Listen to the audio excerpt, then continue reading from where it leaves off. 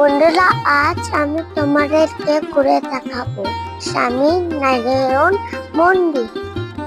এখানে তোমরা কিভাবে আসবে এবং কখন আসবে ও কি কি দেখবে তা আমি এই ভিডিওতে তুলে ধরলাম।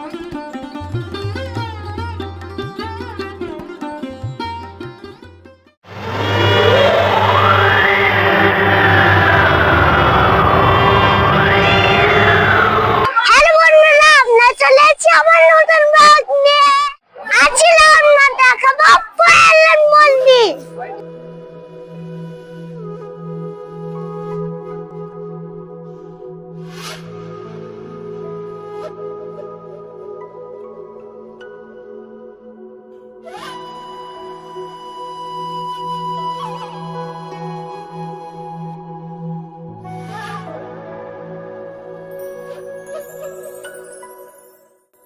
বন্ধুরা, 2014 সালে 14 একর জমির ওপরে এই স্বামী নারায়ণ মন্দিরটি তৈরি করা হয়। এই মন্দিরটি সম্পূর্ণ রাজস্থানী বেলে পাথর দিয়ে নির্মাণ করা হয়। এই মন্দিরটি প্রতিদিন সকাল 7:30 থেকে দুপুর 12টা অবধি সবার জন্য খোলা এবং বিকাল 4টে থেকে রাত 8টা অবধি সকলের জন্য খোলা থাকে।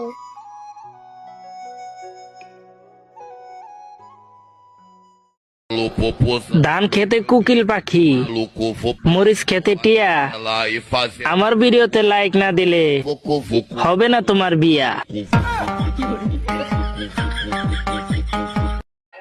আমরা এখন যাব পয়াল মন্দির ভেতরে, কিন্তু ভেতরে ভিডিওটা পারু।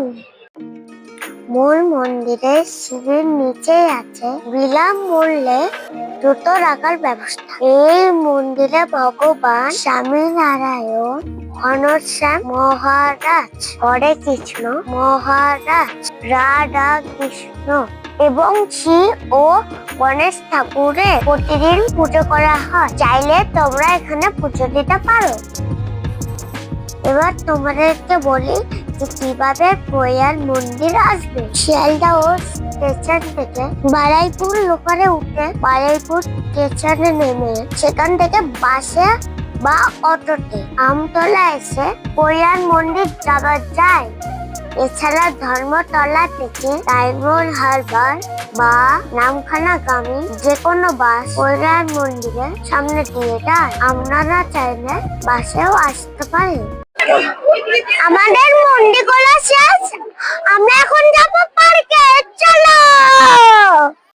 অতিরিক্ত চিন্তা বাদ দিয়ে দেয়, কপালে যা আছে তাই হবে। আর মুছতে এসে গুরু রাধে রাধে।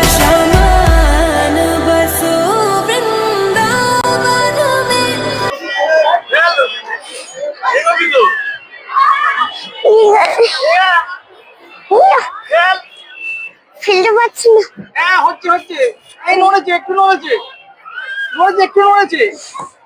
খেল না রে না, ফলোয়ার বাড়ে না, সবাই শুধু রিল দেখা স্ক্রল কইরা যায়। লাইকও করে না, শেয়ারও করে না, কেন যে ওদের কিপটামি। আশেপাশে যত চেনা জানা আছে সবাই তো দেখি হারামি। আমি তো ফ্রিতেই না যে হাল, প্লিজ ফলোটা একটু কইরা যান।